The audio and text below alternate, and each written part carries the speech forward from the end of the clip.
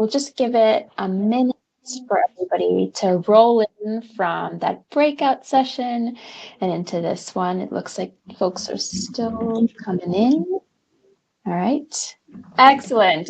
Welcome to the final round of breakout sessions. Just a quick heads up, you are currently in room 2 for community-driven success, the power of connection and holistic health, featuring panelists Dr. Kate Tackett and Akila Collins, moderated by Jen DeYoung.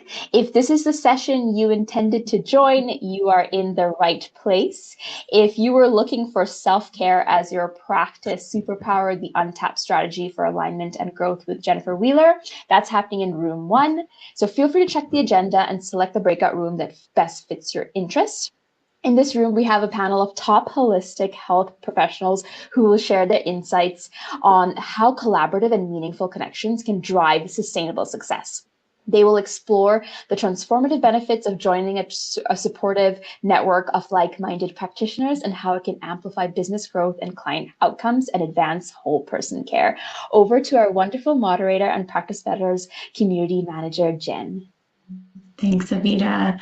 Awesome. So let's dive right in, friends. So yeah, as Avita mentioned, I'm Jen. So happy to be here with Akila and Kate. And like Avita said, this session is all about really leveraging the power of connection and community in holistic health. So really this idea of, going further together than we could on our own, right?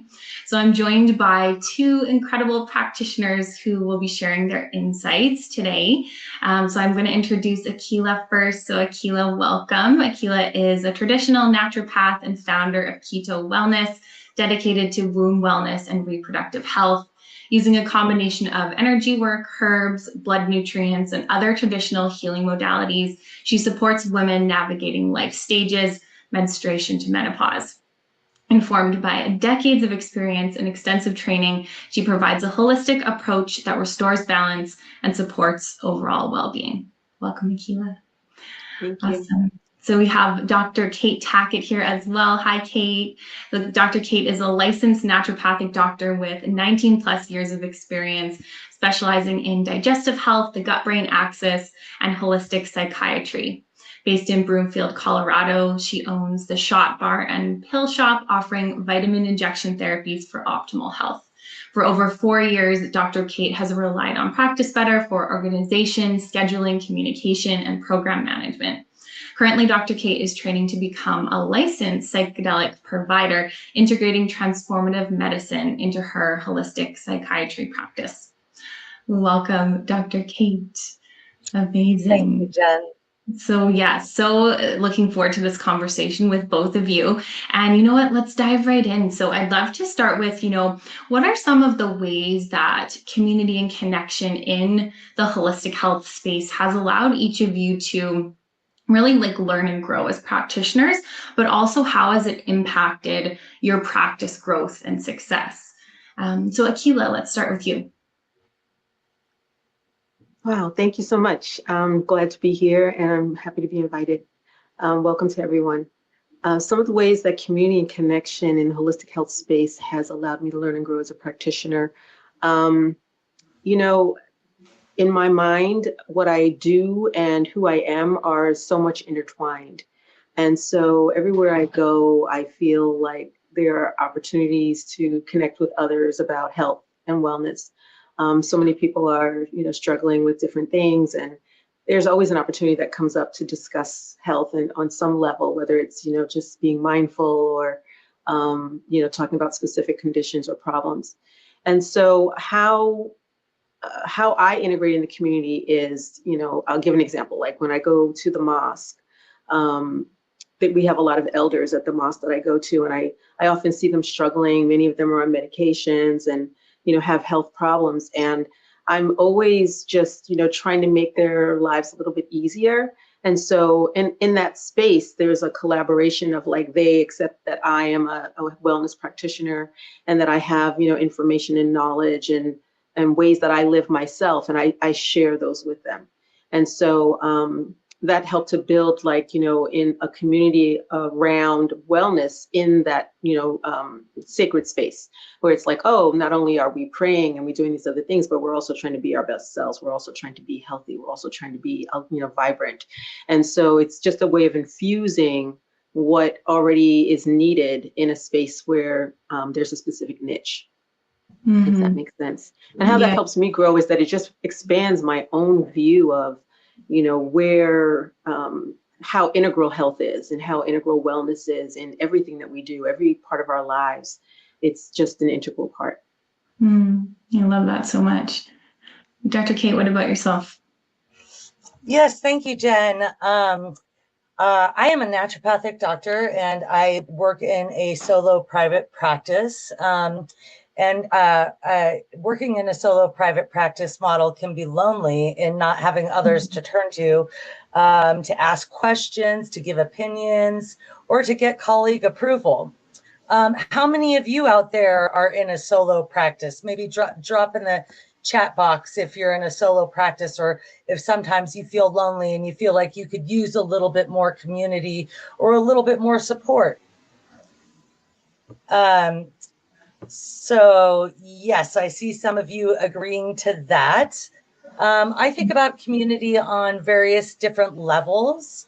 I think of community at the professional level. For example, I am a naturopathic doctor, and I have my naturopathic doctor community, which is very small and niche. There's only about 200 of us practicing in Colorado and only about 6,000 in the United States.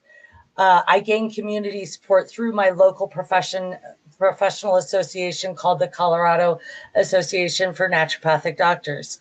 I also think about community on a national level and even a global level. So things like joining an association on a national level, like the American Association for Naturopathic Physicians. And then there is also, we think about community as not just our niche profession, but the holistic health world in general. And there's an estimated to be around 300,000 holistic or alternative health practitioners in the United States. And we can experience some of this diversified community through Practice Better, which brings us together through a robust holistic healthcare community. It has impacted my practice in the sense that I have gained support through Practice Better community. I connect with peers and share experiences. I have enhanced engagement. I learn from others in similar fields, and enhanced education, access to business growth, and client management strategies. Yeah. I love all that, Dr. Kate. I think it's so cool to think about that community aspect on those different sort of levels that you mentioned in terms of maybe more local or more on like a broader scale. And that's just a nice way to frame it, because there's so much opportunity for community in those different sort of areas and different levels, which is very cool. Yeah. And I'd love to talk a little bit. Oh, go ahead. Yeah, so I'd love to talk also a little bit about kind of the impact of collaboration on client outcomes too, because I know, in the holistic health space, that can be so impactful to be able to have other practitioners to, refer to each other and so on. So, what is each of your experiences with that? And have you had maybe an example of where collaboration has led to even a better client outcome for your client? What does that look like for both of you? Akila, go ahead. So yes, absolutely. I network with and collaborate with many different health practitioners. I find it essential because one practitioner can't do everything. That's just not even possible. So, when you're working with people, they have needs that you can, recognize and understand, but maybe you can't support.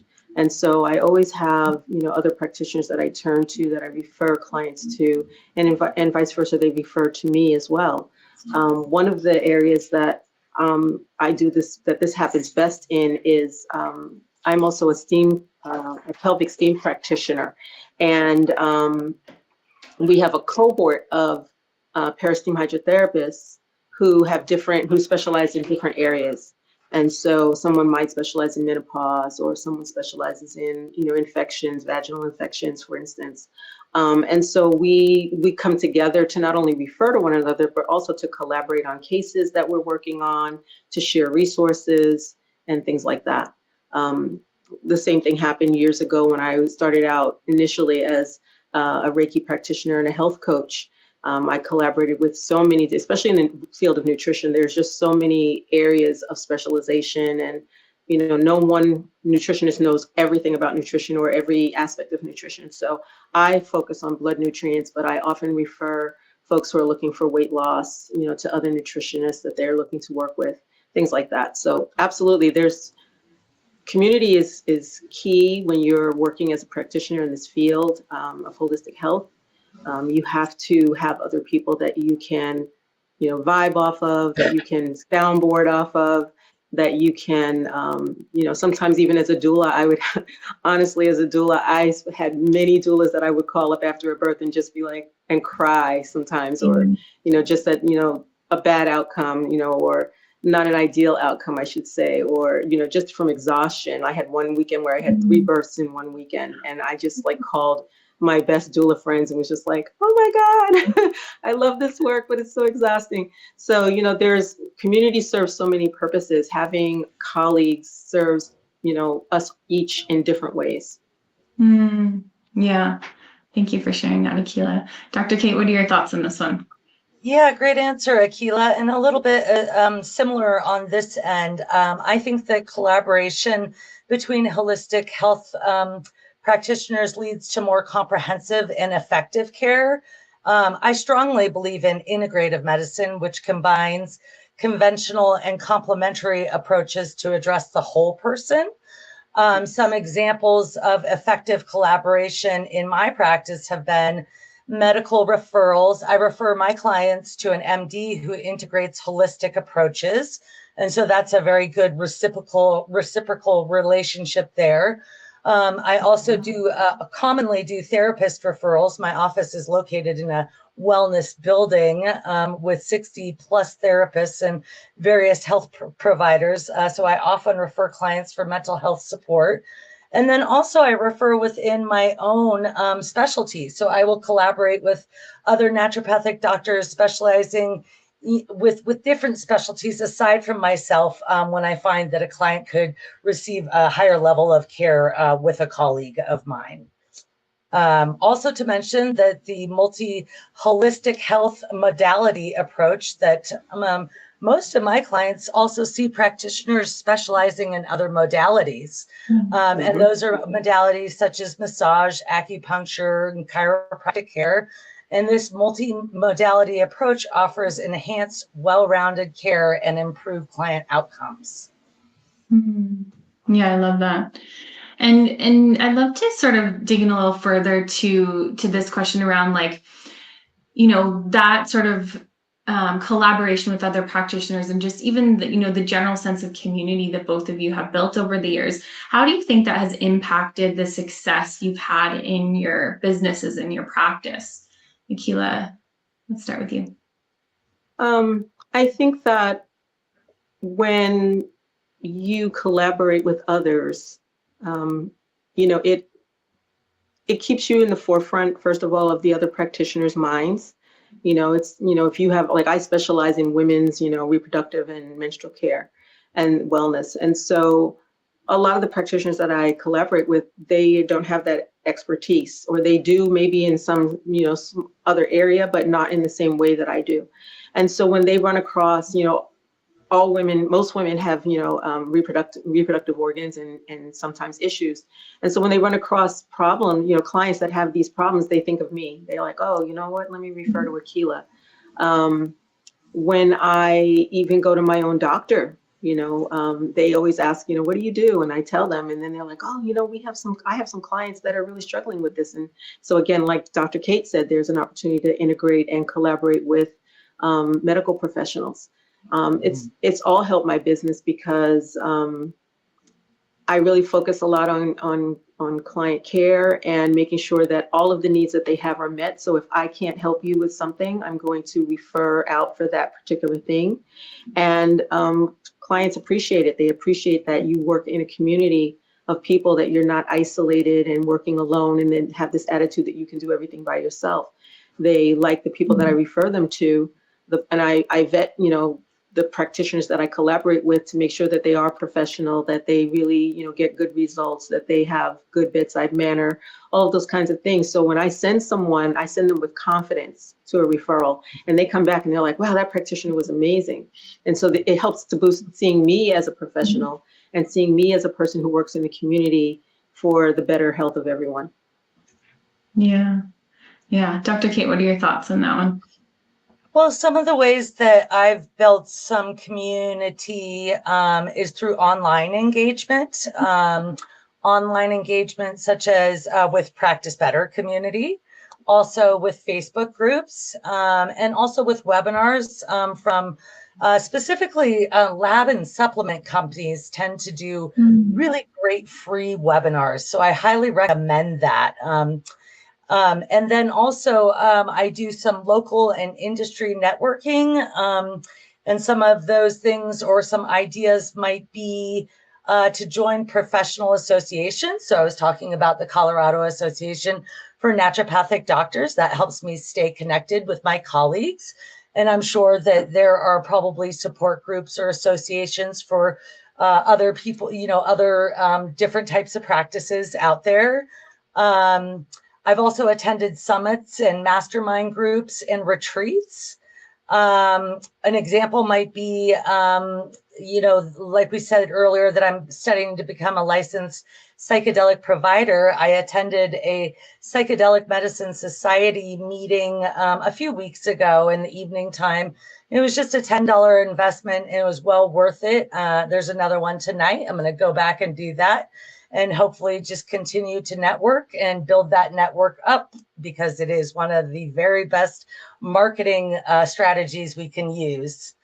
I have a couple of points for advice for beginners here, and that would be to show up consistently, because engagement leads to connections. Also, to be genuine in those connections and build real relationships. Also, to find a network that aligns with your values and actively participate and contribute. A strong referral network is one of the best ways to grow your business. And also collaboration with other practitioners and doing things such as co-hosting workshops and focusing on relationship building rather than competition. Mm-hmm. Yeah, so key. Yeah, so it sounds like you really built community using both like virtual, spaces as well as in person, which I think is great. And then, yeah, some really awesome tips. I think that connection versus competition is just so key and a really nice reminder for everyone too. Akila, for you, like in terms of some of the ways you've built community over the years, what has that looked like on your side? I think initially when I started out, I built community I was trying to leave my corporate job. And it's very difficult to work a full-time corporate job and build a practice or a business on the side. And so I ended up deciding that if I was going to work, that I should work not in my business, but have a job, that it should be a job that's in the field that I'm interested in having my business in. And so I went to work for a midwife initially, and it helped me build a huge community, a network of midwife friends and doula friends that I'm still with today, that I still am in contact with, literally 20 years later. And so that was the first step. And I used to get a lot of questions from people about how do you transition from working a full-time job that has nothing to do with what you want to be or do in life to like moving into your own business. And that was how I did it. It was like, I got laid off from my job. And so when I went to look for another job, I looked for a job that was in the health and wellness field, and specifically the holistic field. So I ended up working for the midwife, and I became a doula through that process. And that grew my community really fast of like other like-minded wellness practitioners that I was in collaboration with and, networking with. And over the years, I have from time to time done projects as an independent contractor that connect me with holistic practitioners who are looking for someone who has my specific set of skills. And so through that process, I continue to grow my community of holistic practitioners that I'm in connection with. And so that has expanded between, doula work and nutrition work and peristeam hydrotherapy work and herbal work. It's just, I have huge communities of people that I'm a part of because I have found ways to work on projects that are in those areas, in those fields. And so that's primarily how I've built my my community over time, and also doing a lot of the things that Dr. Kate talked about. I have also a core group of practitioners. We call ourselves Sisters in Healing, and we meet up by Zoom sometimes, by phone sometimes. Some of us are closer to each other than others, and it's a larger group, so we have some people kind of pair up or trio up, and we are in connection with each other all the time throughout the week. We use each other as soundboards. I actually had a call this morning with my number one road buddy and said, hey, I'm going to be on this call. And, if you can give me some pointers, let's go over these questions and just let me soundboard off of you. So, and she's someone that I've known for 20 years. We started out in business at the same time, and we've just stayed connected, and we use each other every day almost as just a sounding board and an accountability partner and different things like that. So I've always had an accountability partner. I've always been part of some type of a cohort. And I also, as an energy instructor, I created a community for my students to be able to continue to do that same thing. Wow.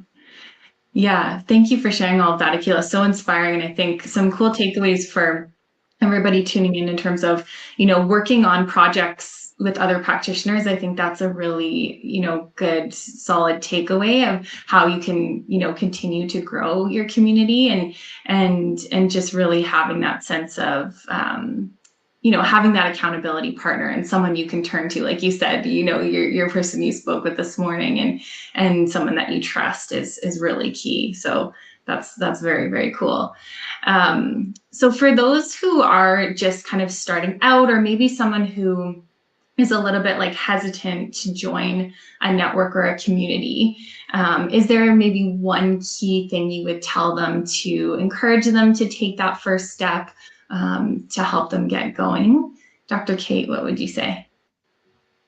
I would say you don't have to do it alone. I would say that it is easy enough to join communities on a local, professional, and national and practice better level. So we could all get started today, right here, right now, by making sure that we're engaging with the Practice Better community. There are a lot of different aspects within the community forum that are very, very helpful. So I recommend that you guys cruise over there and check out the community forum page. I think you'll feel a lot more supported if you are feeling alone right now. Yeah, and you don't have to feel isolated, and feeling connected accelerates growth. So here are a couple of other ideas. Join a free community. Well, we already are paying for Practice Better for members, so that's included with it. So make sure that we do use that Practice Better community because it's such a great resource at our fingertips. Also, to participate in discussions. You could attend a free networking event. And one other thing, to go back to the Practice Better community forum, is to make sure you turn on your post notifications so that you're getting notifications when like-minded practitioners are posting something you might be interested in. Though I'm just a naturopathic doctor, I have also put my foot in the door for the functional medicine group and also for the mental health group. And so I didn't just limit it to one of the categories that we can be interested in that Practice Better community forum. I really like getting the emails and seeing the types of questions that other practitioners are asking, because so many of their questions are relevant to me as well. They're questions I didn't even know that I needed answered. So we can learn a lot from our Practice Better community. And one of my biggest realizations is that others face the same challenges that I do in private practice or even in group practice. It's not just me. So I've realized that I'm not alone if I leverage my resources. Yeah, that's amazing, Kate. Thank you for plugging the Practice Better community. That's awesome. And we have a little link at the bottom of the screen going there for everyone so you can get there. Akila, how about for yourself? What would you recommend as like a key takeaway for those wanting to build community? I think I'm going to start by saying that my mom used to always say, no person is an island. So I echo Dr. Kate in, you don't have to go it alone. And as a matter of fact, it's a lot harder if you do, and a lot more lonely. So yeah, collaborating, finding ways to be engaged in community will accelerate your business, your practice, especially if you open up, if you are part of a community like the Practice Better Forum. You have to participate, push yourself to not just be an onlooker, but to also like post and to ask questions and to inquire and to get to know people. The more people I get to know, the more I learn. It's kind of like, if you want to write, you need to read, you have to open your mind and allow more things in. And so I try to engage, in the Practice Better community often. Sometimes I'll even join the office hours. I love the office hours. Jen knows, she sees me in there sometimes. I haven't been in there in a bit, but I sometimes will jump in there. And I'll even join the beginner one, even though I've been with Practice Better for years. I'll join the beginner one because sometimes there's questions or things that come up, or a practitioner who's in a completely different field and they're looking at how they can use the platform in ways that maybe I didn't think about using. So, don't limit yourself to just like, I have to only listen to or engage with people who know more than me. Sometimes it's people who are just starting out that you learn the most from. They're often the most curious. So be yourself, engage as much as you can, even outside of, online communities, in public, in person, when you go to events. Always find opportunities to just, bring up what it is you do, not forcibly on anybody, but just there's always a natural segue into, talking about health and wellness, or, sharing a tip or something.